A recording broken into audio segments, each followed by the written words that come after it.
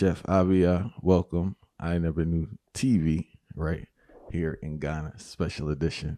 What's going on? Give thanks, give thanks. All right. First question I want to have is the hair journey many of our sisters go through, right? Right. And I wanted to ask you because you experienced this personally. Yes.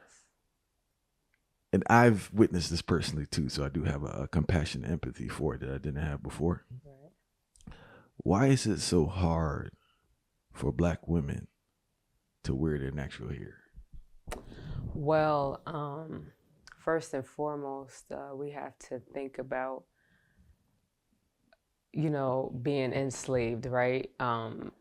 Being psychologically broke down, not to accept ourselves and actually think we're beautiful, and comparing ourselves to a new standard, right, of the Europeans. So fast forward, we're used to perming our hair, straightening it, different types of weaves and stuff like that, because it's not looked at psychologically. It's so hard for a Black woman to accept her natural self because she doesn't accept herself. There's some subconscious hate that they have. So there's a psychological deprogramming that has to happen, right?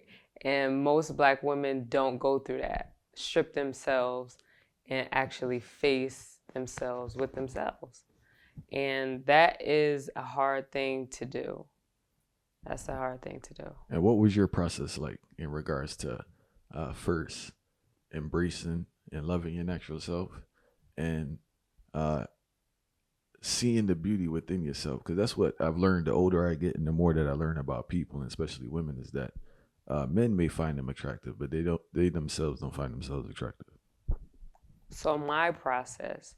So I grew up, of course I had natural hair, but after the age of 6, I had permed hair. So I never knew what my real natural hair looked like. And I was in college and, learning myself, getting to know myself and culture, coming from a Caribbean background and, African-American background, learning myself. And I said, I need to embrace myself. And the first step to me was my hair. And that was the hardest thing for me because it was a psychological process that I had to go through, a mental process. And I remember just washing my hair and saying to myself, I'm gonna just wear it out. And when I did that, I felt so uncomfortable. I didn't feel pretty. I didn't know how to accept myself. So me going through that let me know that I actually had some self-hate going on. It was a lot of mental stress for me to deal with my hair being puffy because it's not accepted in the society that we're in. So me doing that, I definitely, it was a transformation. What were some of the things that went on during that process to being comfortable wearing your natural hair? Embracing my culture more, actually embracing my culture, getting back into my roots and seeing that God actually created me like this. So who am I to not accept it? And then what am I basing my standards of beauty off? So it's a whole deprogramming that has to happen within oneself. And also the support of the Black man, because a lot of Black men, their desire is for a Black woman to look European, honestly. And so if the Black man actually, his standard is, the false hair, the eyelashes, all of this stuff, then where is the space for us to feel comfortable and desire as going through that transition to be natural? So yeah, go ahead. So the support it needs to be there because ultimately the Black woman wants to please the Black man and wants to be appealing. So he has to accept that, number one. And that's the biggest thing. And that will really help along that process. So with yourself, just accepting your natural beauty the way you came out, that's a big thing. It's a real psychological, mental process that you have to go through. But once you do go through it, you'll feel so confident. Nothing can tear that down. It's just the journey. You have to trust the process. And I want you to touch on that more. First of all, you brought a great point because I was going to bring that up. But the role the brothers play in what's going on, right? Right, right. How liberating, you just touched on it, but if you could go deeper, how Sure. liberating was it when you really just begin to love yourself, like really love all your features and kind of embrace your natural beauty? That process, say it again. How liberating was it?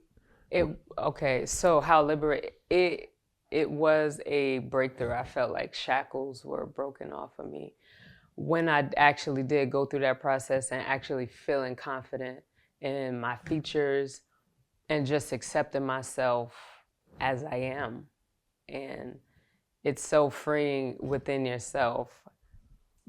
So it's what can I say? You're just confident. It's just a big confidence that you have that, like I said, that can't be broken. And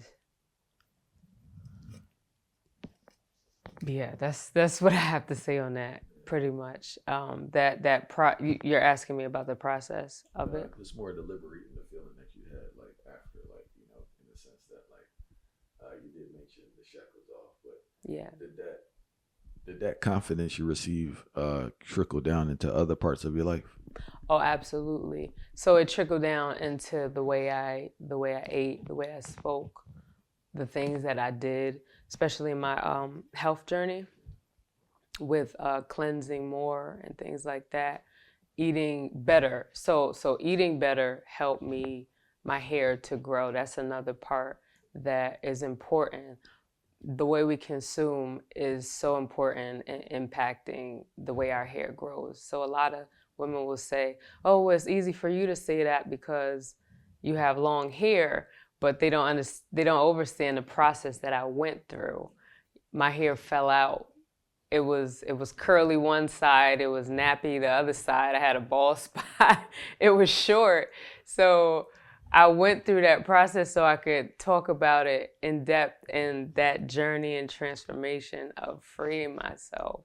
And there's nothing better than that feeling, really embracing yourself. And we're God's creation. We're the apple of God's eye. So just embracing that, how you are, it's the ultimate freedom. Are there any nutrients, not just foods, but any nutrients the sisters should be consuming that will help in hair growth? Absolutely. Fruits, vegetables, vitamin A, vitamin D, hydrating, coconut, right? Avocado, fatty foods that will help stimulate growth. But just the overall balanced consumption of fruits, vegetables, nuts, and grains, and hydration will help for sure. And that's another thing. The way we've been, designed or conditioned to consume, that also has a play in your hair growth. So you can't consume the standard American diet, the sad diet, and expect your hair to blossom.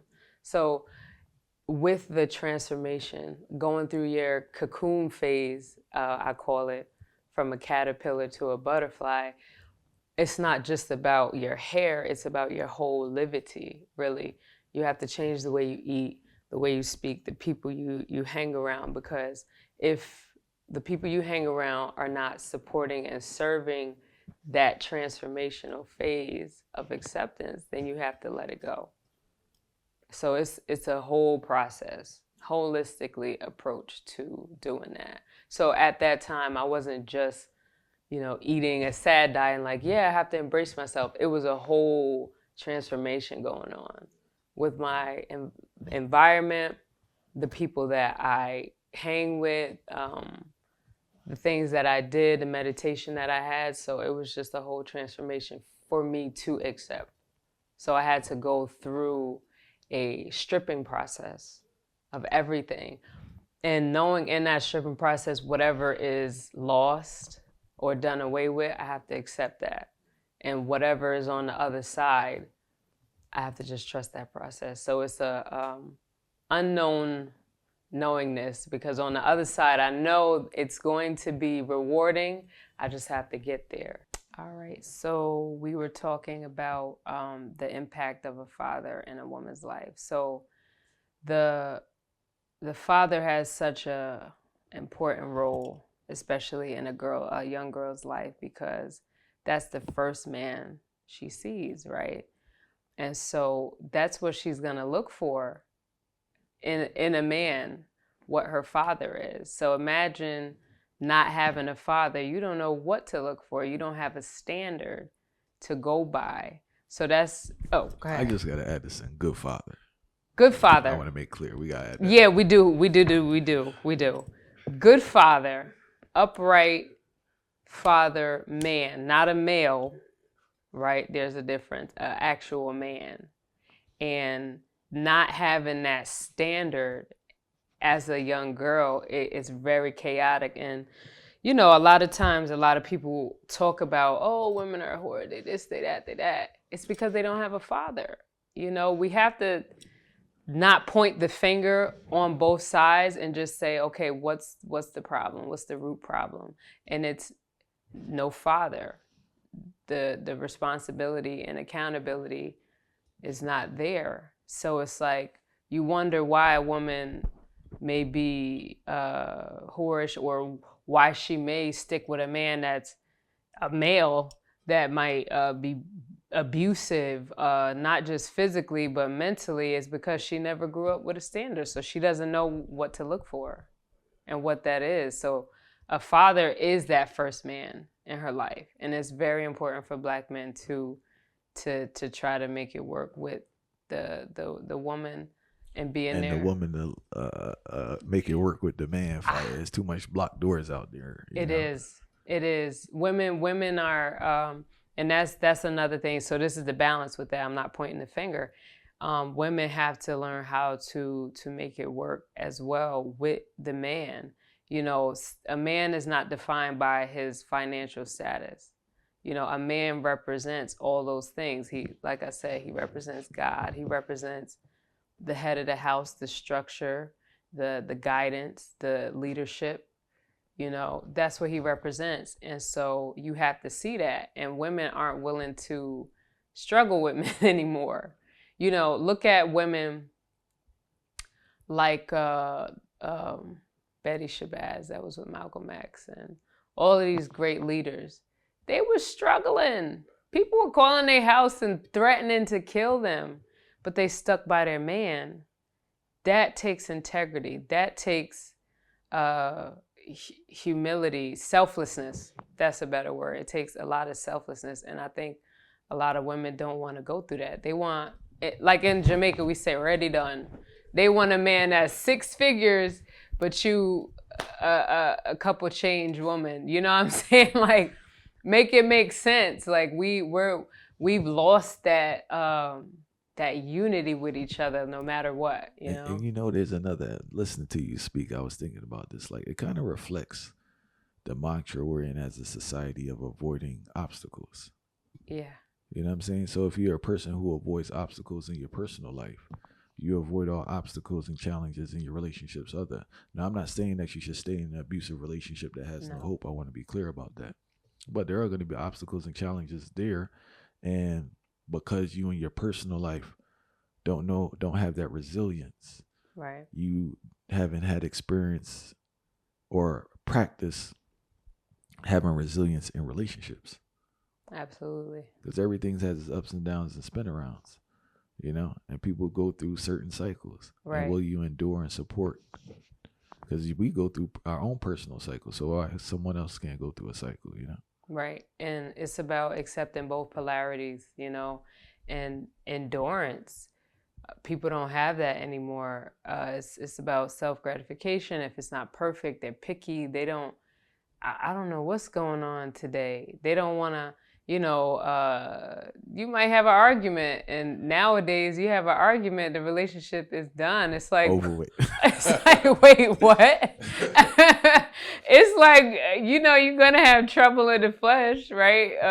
As you gotta just be able to work it out, and I think it's the lack of communication. We don't know how to communicate with each other, and so I think that's a major part, because you're gonna have arguments. You're gonna have times where you probably don't even like your spouse, right? But the love, and when I say love, it's not that emotional, what we associate love with today, right? Feeling these emotions, giddy.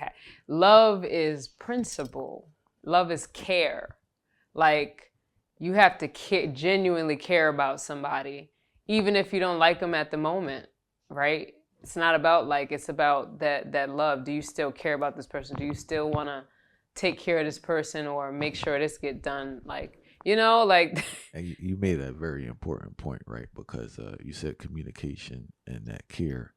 And I wanted to add, you have to, one, know how to communicate with yourself before you could communicate with others. And in regards to the caring, you gotta know how to care for yourself before you know what I mean. So, yeah, I think it's all definitely a cycle, in a sense that because you're unable to do these things for yourself, you can't do it for others. And I think we got to get to the point where you can do it for yourself, and therefore you know how to do it, or you can learn and be open to it, have enough skill set to do it with others to make the thing work. Because in people's defense, I gotta give them a little defense. Absolutely. I think they don't have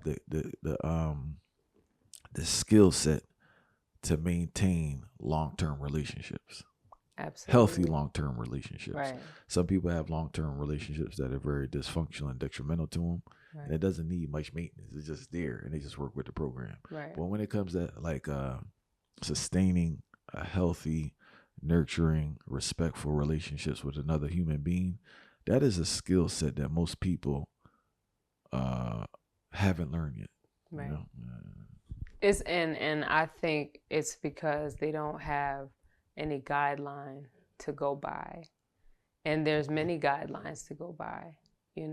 I think people just don't want to be disciplined to change themselves. And honestly, you have to, I think, being with yourself in solitude for a certain period of time to just strip yourself of anything that's not going to serve you. Like, if you're a person that you don't take care of yourself, well, you shouldn't be with anybody. Get your hygiene together. Spiritual hygiene. Mental hygiene. Yes, you have to get that together before taking on somebody else, because it's not fair. So you have to love thyself before. If you don't do that, you literally can't do that for no one else. And that's the key point. I think that wraps up everything. It wraps up everything. You really gotta absolutely get to the point where you love yourself. And this love self thing, this is a different conversation. People throw that around all the time too. I love myself. You don't love yourself. Yeah. No. You get what I'm saying? Yeah. Yeah. So it's thrown around because it's trendy, but you can see it. You can see it if somebody loves themselves truly. And it's a lot of work to get to the point to love yourself, and it's a lot of work to maintain loving yourself. Yes. It's not a thing that plateaus and it's done. It's a consistent thing that needs to be done to love yourself. To choose continue you. to love yourself. Yeah. It's a daily thing to do, to choose yourself, to get up in the rising and do some movement, do breath work, even to prepare yourself a healthy meal. Like that, it should be normal, but it's not normal for some people. So it's like, why are you seeking to be in a relationship if you can't even do that for yourself? This conversation made me think of something else. Okay. In regards to preparation and self-love, is that, and this is something that I learned, right? And they could use this. In regards to preparation, right? Preparing for things. Preparing for the next day. Like, I love myself and I want to minimize my stress. So I have to prepare for the next day. Because if I wake up and I'm not prepared, what is going to happen? I'll be running around all stressed out. So one, it's not good for my health. And also, the things that I need to accomplish aren't going to be accomplished to the heights they can be because I'm rushing. Right. Where we need to slow down, right? And in that slowing down, you get to think. And some of the things that you think you have to do, you don't even have to do. Say that one again.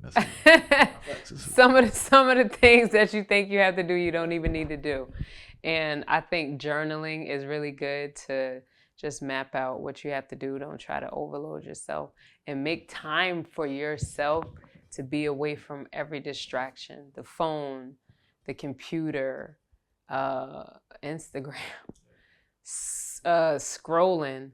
That's a big issue too, because you're training your subconscious mind with this TV, the television, and the scrolling and stuff like that. So we're a people that are very stressed out, on the go. Gotta slow down, take stock of yourself, and make time for yourself. And just because if you are not good, nothing else around you is going to be good. You have to make sure you're good. You have to make sure you have your peaceful time, meditation and stuff like that, to really take stock of where you're at in yourself and see what you need to get rid of or change, to reduce stress. We're stressed out. We're not even breathing. We're not even breathing fully out here because we're just so worried about chasing money and surviving. When are we going to get to thriving? What do you have to do to thrive within yourself? And that doesn't even have a certain look either.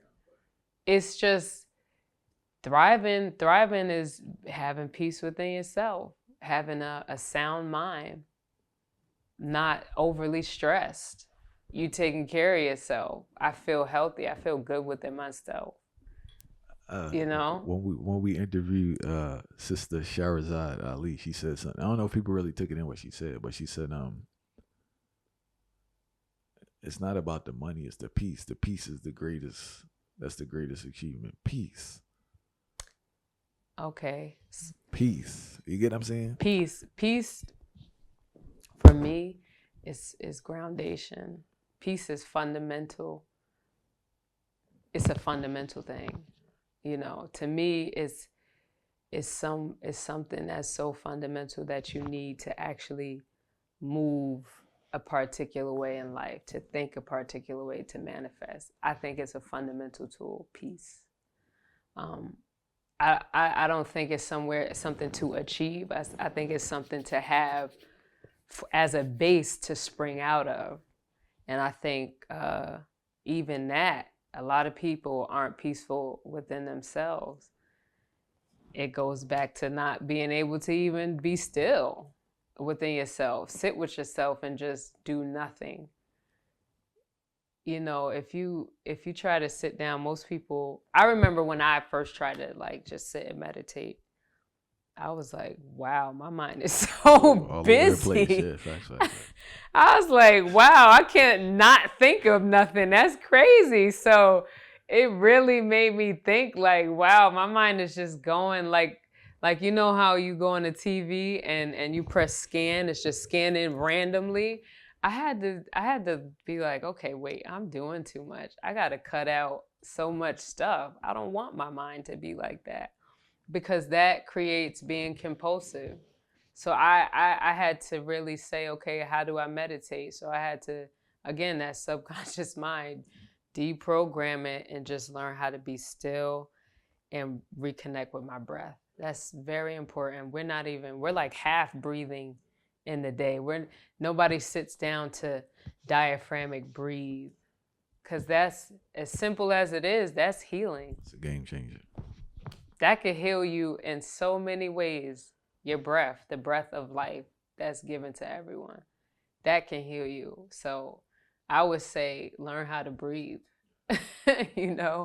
so you could just relax and let it go. So to add on to the question of embracing oneself, as a Black woman, your natural hair, I think the problem is we don't have a sense of identity of our culture, our inheritance. And so that right there makes you feel displaced in a society such as America or Canada or the UK, right? So tapping into your roots, really, really is a big part of that, because you have a sense of pride when you know where you come from, the rich history where you come from. Not knowing that is the reason why you may feel like you have to fit into society in their standard and what they set. So knowing your culture, knowing your roots is a major part of that process. And the other part I wanted to add is that we make excuses of why we do it. Oh no, I don't hate myself. You know, I have natural hair. I just like to add on extensions, right? So but that's so deep, because you feel like you have to add on. It says the Most High gives the standard of beauty. The way he created you is perfect already. When you add on, you're actually saying, hey, Most High, or whatever you perceive him to be, right? You didn't do a good job. I need to add a little bit of this and a little bit of that. And so that's what that's saying. Whatever your excuse is, that's what it boils down to. Yeah, I definitely hear a lot of I won't say they're justifiable, but they're justifiable in their eyes in regards to why they do what they do. Absolutely. You know, and I think the first step of healing, liberation in a sense, is acknowledging when you're doing foolishness. Yes. You know, but until a person can do that, they can justify it in their own light of what they're doing. And the process with that is it just stunts the healing process. Yes. Yeah, definitely. I think accountability and responsibility is important with that. And we're it's like an age of not doing that, taking accountability and responsibility. And also, as far as being an example, especially for the youths, the children, you know, you have them wearing their natural hair and they see mommy with a blonde wig. You're their first example. And so you're doing a huge disadvantage by showing them that. So we have to be that first example. It's not, you know, that phrase, do as I say, not as I do. That's foolishness. It's do as I say because I do as I do, you know, and you have to be that example of what you want to see. Be the example that you want others to be. That's what I'm saying to sisters. And I'm saying that because I went through that process. So I can say that, you know. I don't wear makeup. I don't do any of that because I truly accept myself for who I am and what I am. And to help that process, I consume a certain way. I live a certain way. So you're going to radiate when you change your life in the fullness, holistically. So there's no excuse. So what's up with the makeup vibe? I know the sisters don't want to hear that one, right? No, they don't want to hear that. They don't. Listen. Like melanin, when you do right by your temple, it will radiate its beauty in the fullness. Makeup, all right, my honesty about it is that my perception, makeup was for dead people, right? And old people. And then I don't know what time it happened where we started putting this stuff on, but it's ridiculous. Yeah, it's ridiculous. Yeah. My wife she doesn't wear makeup, right? And I heard, what's the term they say, like you woke up like this, but she really wake up like that, right? And what I notice is that not all sisters, so I'm not even gonna lie and tell you that, right? But a lot of them would look better without the makeup, and more than anything, if they would take care of themselves better, absolutely, their natural beauty would shine. You know, some people look kind of beaten down, but it's the lifestyle. But if they change their lifestyle, if they really change their lifestyle, they would radiate, as you said. Right. Absolutely. So that's the process. So if you are covering up, let's say you have severe acne and you're just patching it up, you're not healing the problem, you're just covering up. And essentially that's what, I won't go so deep into it, but Western medication does. It doesn't heal the root of the problem, it just patches it up and it covers the symptoms that you're having. So it's like a temporary fix to make you feel like, okay, I'm better, when actually the problem is getting worse. So it's the same thing and actually those symbols and signs that and signals that your temple is giving you is so that you can get to the root. You know, if you're having acne, okay, there's some stomach issues, your blood is not clean. It's nothing bad, it's nothing wrong with that. It's actually a great thing. It's letting you know that it's working. So to glean back on the makeup, if you having skin issues, that mean that the way that you're consuming your lifestyle is not serving you. So why patch it up? Fix the problem. You don't need to wear makeup. If you consume right, if you clean up your lifestyle, exercise, hydrate yourself with natural foods. Sleep. Sleep deprivation, right? Honorable Dick Gregory talks about that. Sleep deprivation. We're not getting sleep. We're constantly running. It's not. It's, especially for women, you will age like very quick. Very, very quickly.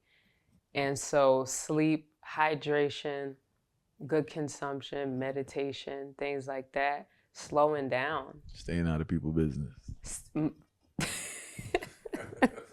Leave people business alone, right? So it's just a whole lifestyle change. You have to clean up, you know, with everything, because you don't need makeup.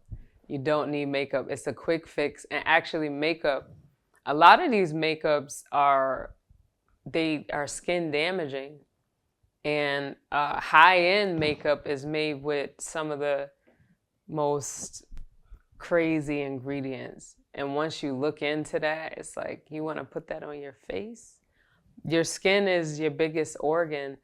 And when you're putting these chemicals on, that's what you're absorbing. And then you wonder why you have fibroids or cancer and you're sick. It's because you adding on and lifestyle. So it's no need for it. It's no need for it. But again, trying to fit in, and that's the thing. I think it's pressure from society. That's one. Sometimes maybe some women just want to look a particular way, and you can look that. You can achieve that. You just have to put it in work. And I think a lot of the problem, here's the real problem. It's slothfulness and it's laziness. We've become so lazy as women. It's not even funny. You want to look good. Instead of you working out and changing what you eat. I know we had a lot of reasons on the script, group reasons, right? Yes, That's yes. why. So speak about, like, you spoke previously about women and their responsibility to take better care of themselves. Yes. Right? And I know there are a lot of issues that play into women's health, but how does laziness play a role in the presentation of many of our sisters, the physical presentation? Physical presentation. Okay, so laziness and slothfulness has played a major role in our presentation. Women are not upkeeping with themselves like how they used to. Very, and no offense, sisters, right? But very big, sloppy, not upkeeping your appearance. There's so many things that laziness has caused. So now the laziness has gone so far that they say, okay, I want to look good. Instead of them working out, changing how they consume, they get a BBL, right? And so it's crazy to me that a Black woman would get a BBL because we're naturally shaped great, right? And so that laziness has brought them to that. And I think it's a horrible thing, because a woman should have pride in herself, always look appealing, even after children, because a lot of women use, oh, I have one child and 2 kids, and that's the excuse for me being fat. That's not an excuse, because if you look previously, women from 1920, 1930, 1940, they had 4, 5, 6 children and they stayed slim. So it's not an excuse. It's really not an excuse to not keep up with your appearance, because that now is pressure on the man, because he met you a certain way. Understand that, yes, your body is going to change, right? It's going to change. However, you should maintain a certain appearance according to what he wants. It's no excuse. So, in defense of some, I will say this, right? Yes. Especially women that are single mothers, and I'm not saying all single mothers, but many. I think the time and lack of support.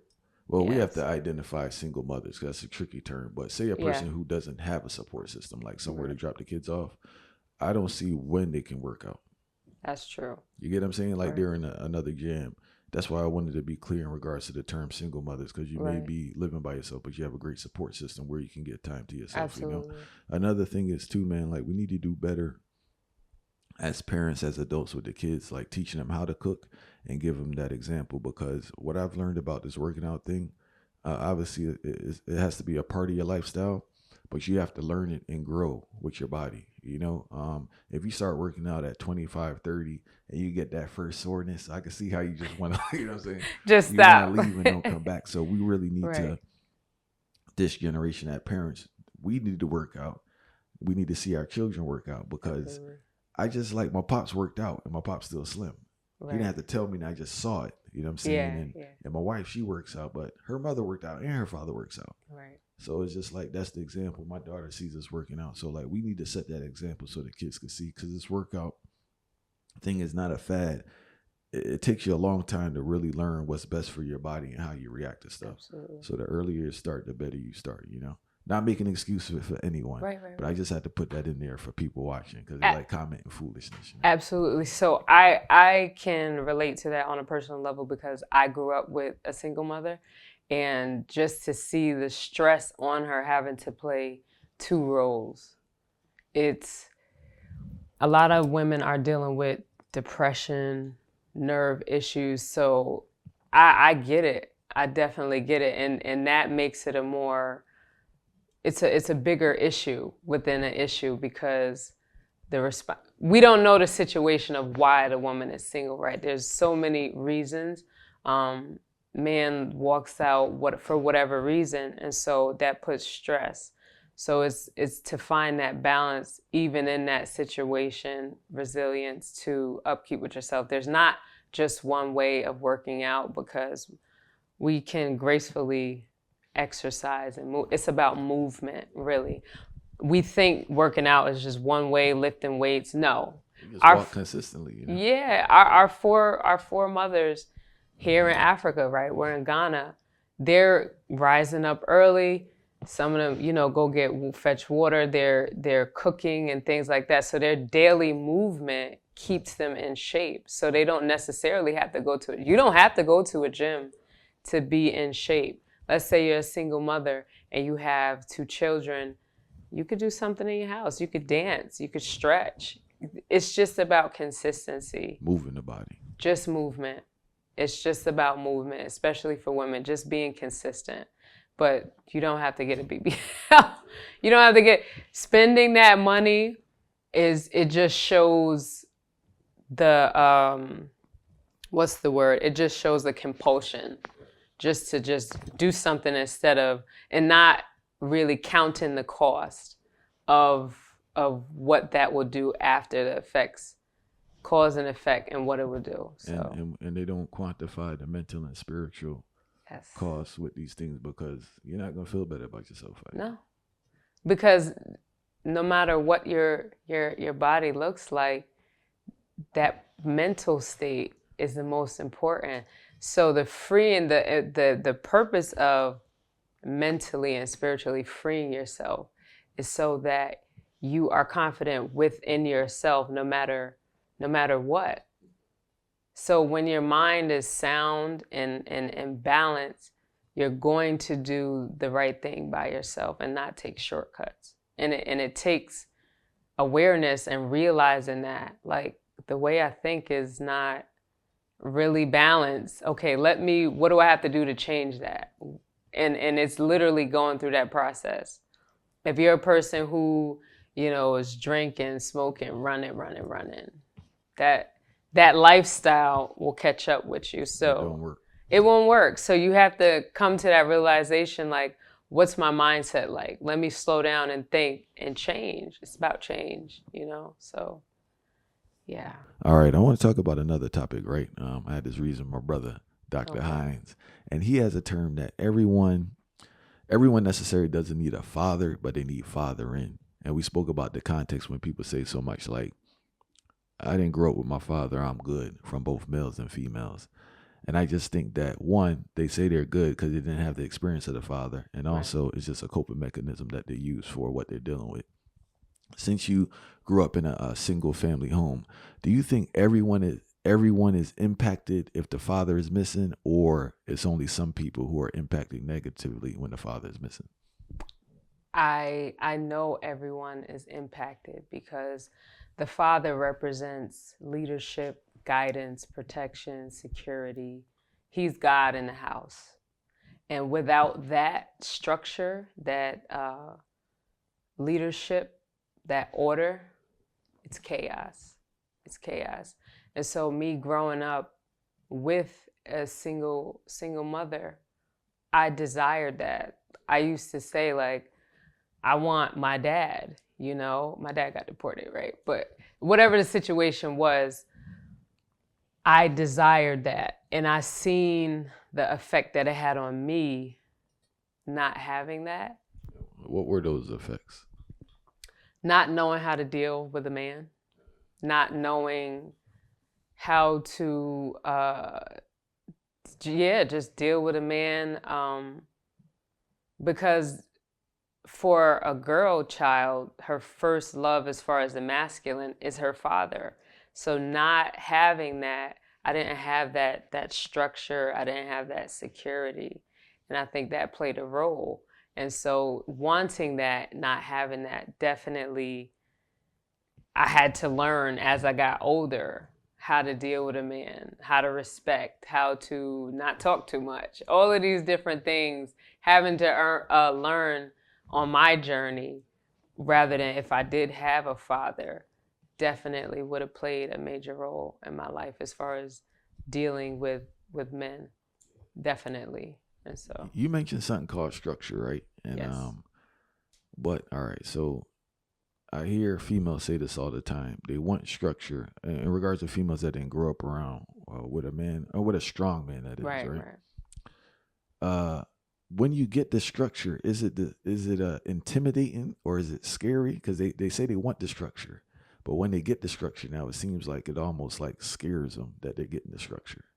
Yeah. So now here we go. A real man is law. He's structure. And women today, like the modern women, they want the aesthetics of what a man is, but they actually don't want a man because they don't want to be submissive. And I know that's a word thrown out there. Women get scared of that. Explain what you mean by submissive for those unaware. Submissive as in respect. Being the peace, the calm, always, right? So if a lion is roaring, you have to learn how to quiet, So it's just like women don't want to be submissive. Women don't want to be corrected. They don't want that. So there's a false sense of, let's say, independence that's been created. And a lot of women thrive with that saying, I'm independent, I could do this, I could do that. But the truth about it is that you need a man.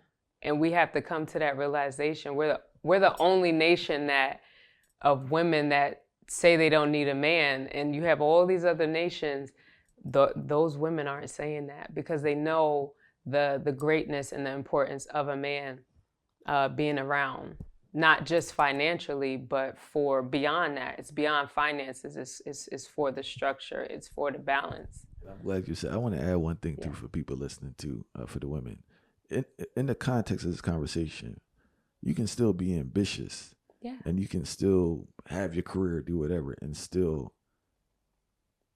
be submissive. Absolutely. To the men. I just want to make that clear, because they go two extremes. It's either like you're totally this. You can still pursue what you're doing, but it's a balance that's needed. And there's this ideology where the thing has gone too far, where it's this independence thing, and that's just against the laws of nature, you know. The independent woman vibes creates fatherless boys, fatherless young girls, no structure. And so, especially for a boy child, they need that. Single women tend to raise emotionally unstable young men, right? They don't know how to deal with their emotions. So they take on this nature of the woman, whereas if they had that father, the father shows a man how to be a man. And he shows his girl child how to respect a man, how to submit, how to behave around, so she can balance around the masculine. And so this independent woman thing is not it. It's actually killing our nation, people. And so united we stand. We need the balance. It can't just be feminine. It has to be masculine. That's the balance. And so you can still, being submissive doesn't mean that you don't talk or you're just home not doing anything. You can still be a businesswoman in our culture. And again, it goes back to embracing our culture. In our culture, the women are very ambitious, business-minded, have their roles in the society. There's women that, there's so many women in our culture that have had positions and still knew their role or their position with the man and being submissive. So it doesn't mean that you can't be an entrepreneur. You can be an entrepreneur. It's just it's just balancing with the masculine. That's all it is. It's respect, you know? And so really and truly, if you submit to your nature, this is another level. If you submit to your very nature as the feminine, you're going to see certain characteristics. Being quiet, soft answer turns away wrath, right? A lot of women want to go toe to toe with a man, and that's not the way it's supposed to be. You're supposed to be, if he's fire, you're water. It can't be fire and fire. It can't be him feeling like he's talking to a man, you know? So I think that's the thing, that independent woman mindset will give you a false sense of, I can be just like you. And that's not what it's about. All right. You were just speaking about the whole balancing the feminine and the masculine, right? Right. Now, all that can be remedied, or not fully remedied, but improved by avoiding premarital sex, right? And I know in our over-sexualized society, people don't want to really hear that reasoning, but I don't think people are understanding the detriment of this sharing situation out here. You know, I know we have the baby situation, we have the disease, we have the sharing the energy, but more than anything, we have what we've been experiencing is that we have children growing up without a strong male in their lives. You know, so how hard is it for you trying to live that type of lifestyle in this environment? Well, that is a touchy topic. However, premarital sex, fornication, right, as most people know it, it's really a detriment to our nation, because here you have, first of all, disease, as you said, those type of things, babies growing up without seeing that balance, not a structured household. And so it really is spiritually, it's spiritually detrimental. it's energetically detrimental, and it's not in the balance. Like, if it's about the intentions on coming together. A lot of people are coming together for lust, right? And after that lust is fulfilled, it's like, okay, I don't like you, but the woman got pregnant now, and it's like, okay, I gotta have this. But it has a domino effect. You have many women getting abortions, right? And there's no reason to, right? But just speaking on it, like the mental process of a woman, here she is thinking that she's going to be with a man, and he says, no, I don't want to be with you. He doesn't want to take responsibility and accountability. Now she's thinking, okay, should I dash away the belly, or get rid of it, or keep it? And then she's stressed and stuff like that. All that can be avoided if we understand what the intention should be when you approach somebody. It should be about marriage. It shouldn't be about just fulfilling a lust because your body looks good. We're so carnal and physical. We forgot that we're spiritual beings. So we're just reactive and compulsive with each other so much. And again, post-traumatic slave syndrome, the breeding farms. Men would just have sex with women, and so that had an effect on us. So now it's going back to, okay, what's the cause of this mindset now, this compulsive mindset of just sleeping with somebody without a spiritual connection, without intention? Where did it come from? So we have to go back. We're on the surface and not getting to the root. We have to go back to what the root problem is. That mental state that trickled down, right? Not keeping certain principles and laws that our nation once did. You know, we are, and our foreparents were a nation, and still are in some regards here, honoring marriage, family, unity, society. We're not doing that anymore. Hence why our nation is in chaos, right? So it's about understanding that.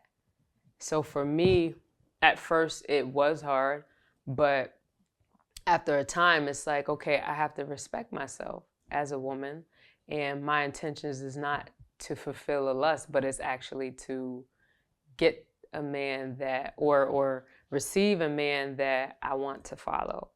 I want to lead me. I want my mind to be after his mind. It's not, oh, he looks good, he got the bag, I'm gonna get with him. It's not about that. So understanding that is the principle of wanting a leader, a protector, a man, a Godhead in my life. That is what I use and I feed off of to sustain, you know. And I think a lot of people aren't there with themselves because they're so compulsive. They don't even know how to sit still. They're just going. But if you slow down and say, hey, you know, okay, what's the consequences of just sleeping with this person? Could get a disease, could get pregnant, you know, that's just the physical part. We're not even talking about energetically and spiritually. You take on that person's spirit. And it's not just for the woman, because the man can take on spirit too, and the energy too. And now you walking around and like spiritually you schizophrenic. You know, you spiritually schizophrenic because you got all of this energy on you because of the compulsion of lust. And then now you got sick people getting with sick people. Two sick people can't create the environment for a healed child, you know? So it's about being patient. It's about the intention. And then when you really just sit back and come out of that moment of just wanting to jump, you say, okay, it's not worth it. I think that that demonstration or that practice of that principle is the highest form of self-love, self-respect, and discipline. Yes. You know? Absolutely. To heal thyself, right, is to love thyself. To know thyself is to heal thyself.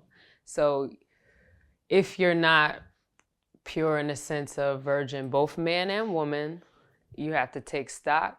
You have to take time to be by yourself. A lot of people don't know how to be by themselves. That's why they always busy going to this party, that party, going here, going there. They don't know how to sit with themselves in their own mind. People are definitely terrified to be with themselves. Absolutely. Terrified. It sounds away when you say it, but it is true. Like, they are terrified to be with themselves. And I even notice people that, like, say you go to their house and they just got the TV running in the background. Yep. Constant. It has to be some form of distraction, you know? It is. We're used to being distracted because we don't want to deal with our own mind. Because it's chaos in there. It's so much stuff in there that you don't want to deal with. So you just keep on with the next distraction, the next distraction. And it comes a time where it's going to be an overload. Your brain is going to bust, right? So a lot of people need to sit back and just learn how to be with self and solitude. I'd be, I'm lonely. Lonely is a state of mind.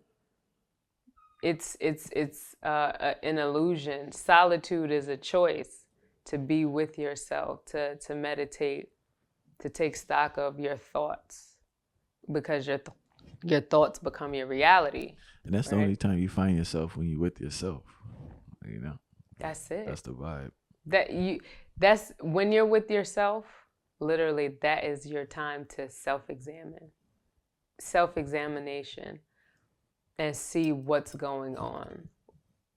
What thoughts am I thinking that's not serving me? What thoughts am I thinking that's creating a chaotic reality? That's what it does. And so a lot of people have to do that, and they don't want to, but you have to in order to heal yourself, truly, and know yourself, and strip yourself if need be, to transform. In regards to the food, being that you are a chef, that chefs it up, right? This is one of the issues I've had with food. When food is presented, it's almost presented from like a certain salad. It's like you need a certain income to partake in this recipe or the ingredients that they're providing, right?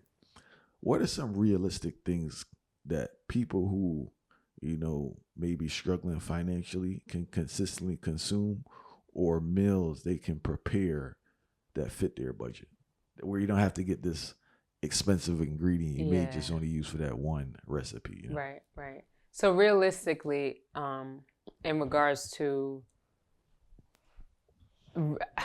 I'll say this, for those who are using this in a familiar vegan, right?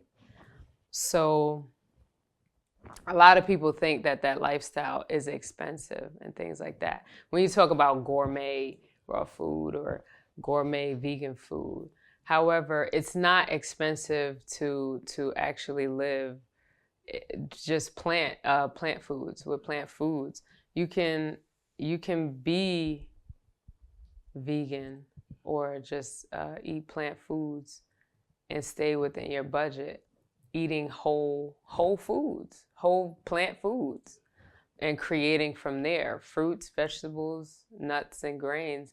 You have farmers markets. Try to tap into farmers markets that's in your neighborhood. See what you like, right? That vegetables aren't that expensive. They're not that expensive. You can buy certain things. A lot of people don't like to be content with what they're eating, and they want this lavish stuff, but you can really stay plant-based and keep it simple. Farmers markets are very important. I think that's what flops them out in regards to, well, I know initially it's hard because you don't really know a lot of recipes. Yeah. But once you start to get into it and know how to spice it up, like, that's it. You can make a little lentil stew that's going to carry you almost 3 to 4 days. Exactly. Or a chickpea vibe. So those things, or, so you learn how to make things that actually you can eat for a couple of days. Right. Beans. Beans are very inexpensive and versatile. The same way a person used to eat meat, chicken, oxtail, whatever. You can season your vegetables pretty much the same way, and it stretches. If you get a bag of lentils, what, less than $2, less than $3, that could serve you for a whole week, you know? And you could change it up how you want. Grain, vegetable, making sure you eat vegetables and stay hydrated. Just keeping it simple. Keeping it simple will keep you in your budget, definitely. Are you a juice person, a blender, or both? I'm a juice person. I'm a juice person, seriously, because I just like because juice, right? It takes out the fibers, so it gets into your bloodstream 15-20 minutes, and it's light. Smoothies, me personally, I like thin smoothies, you know, but I do like smoothies in the sense that it's already broken down, like pre-digested, like broken down. So I drink it, it fills you up, and it's like a meal on the go. But at heart, I'm a juice person, definitely. Hydration, for sure. Spirituality, I know it's spoken about a lot, right? It's Right. like trendy, I guess, to say it's spiritual. In regards to being practiced now, I don't know about that part too tough, right? How important is having a spiritual connection in regards to, I want you speaking to the women now, in regards to their growth? Because a lot of, I'm noticing now, like, even with people who go to church, they go to church, but they're not really locked into anything. It's like a style thing. They just go there and they're not. So how important because the things we spoke about, all this growth and all this development and finding yourself, can this be done without a spiritual connection? No, it can't be done without a spiritual connection.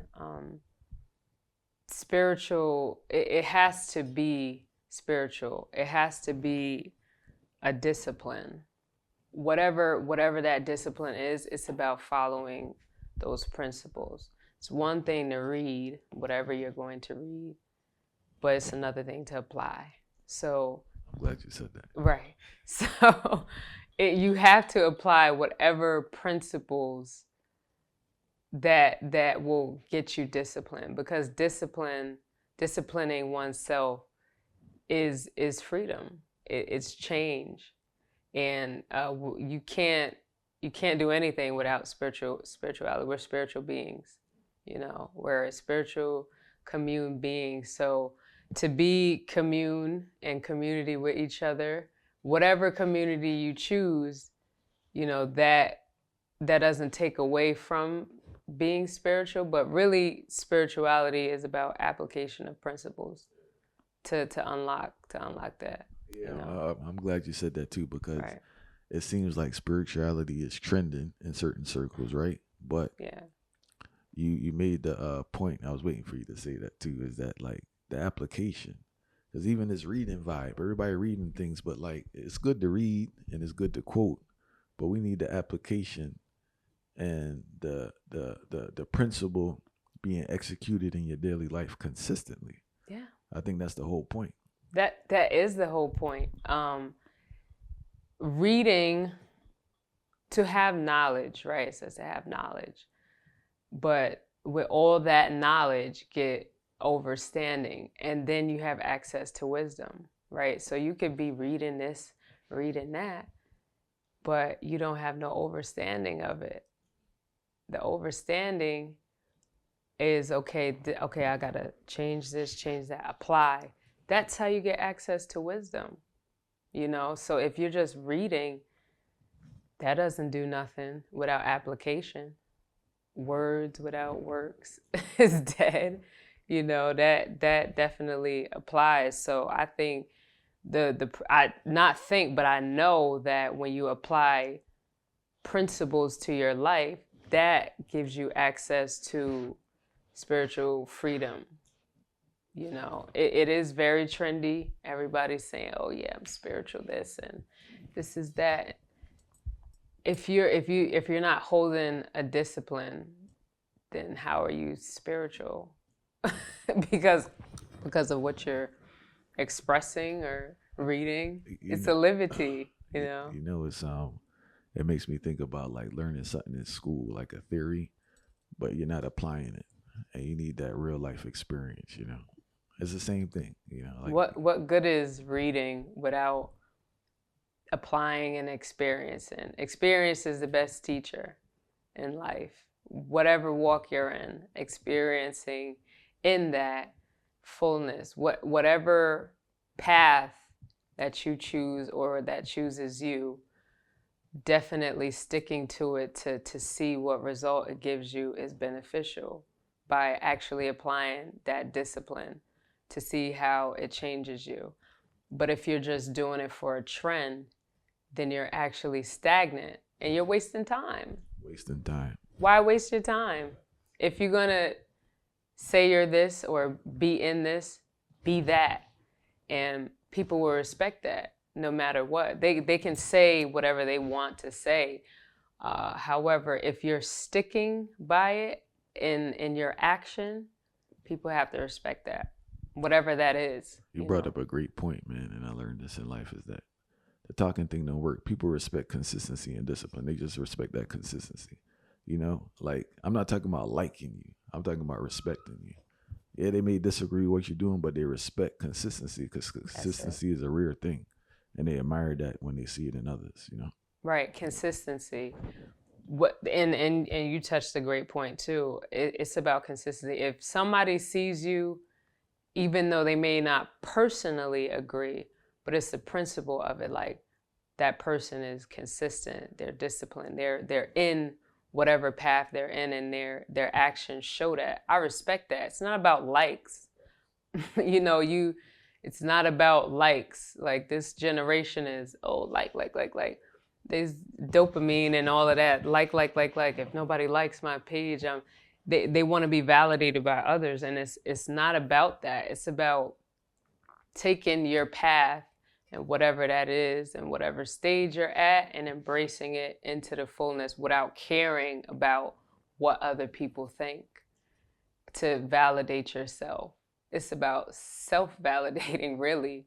Prove to yourself that you can actually stick to the path that you're on, really, and it's not gonna be perfect. And it's not going to be perfect. You're going to make mistakes on that path, but that's the beauty of it, is trusting the journey and trusting that process, not rushing it, just experiencing it, being present. A lot of people aren't present because they're thinking about, oh, what will this person think? And what will that? They're not present with themselves. So it's about being present to what's now and just embracing that. Is there anything like herbs or roots you think people, not for a specific purpose or ailment or to prevent ailment, but are there any roots, herbs, or leaves that people should be using consistently on a daily basis to enhance their goodie? Right. So my suggestion, right? Everyday use, sea moss, whether it be purple or gold. Nettle. Nettle is, a lot of people sleep on stinging nettle and nettle leaves. It's packed with iron, a lot of iron. A lot of people are good for the blood. Yes, great, amazing for the blood. Things like burdock root, dandelion, those type of herbs, soursop, cinnamon, clove. Clove is very good. It's anti-bacterial. It's a great little herb. A lot of little small things can do great things. You could use it as to preserve things also, right? Absolutely. Yeah. Clove, definitely great for digestion, your blood, your mouth, great. So everyday simple herbs, like ginger. Ginger is so powerful. It deals with circulation, digestion, so many things in your goodies. So just simple. Like, a lot of people think they don't even get into herbs because it's so complex. They think it is anyway. But we use herbs every day. Things like ginger, garlic when eaten fresh, clove, cinnamon, nutmeg. These are simple things to consume that will help with overall health. Sea moss, things like that. So yeah, those are some simple things that I think could be used in the daily life.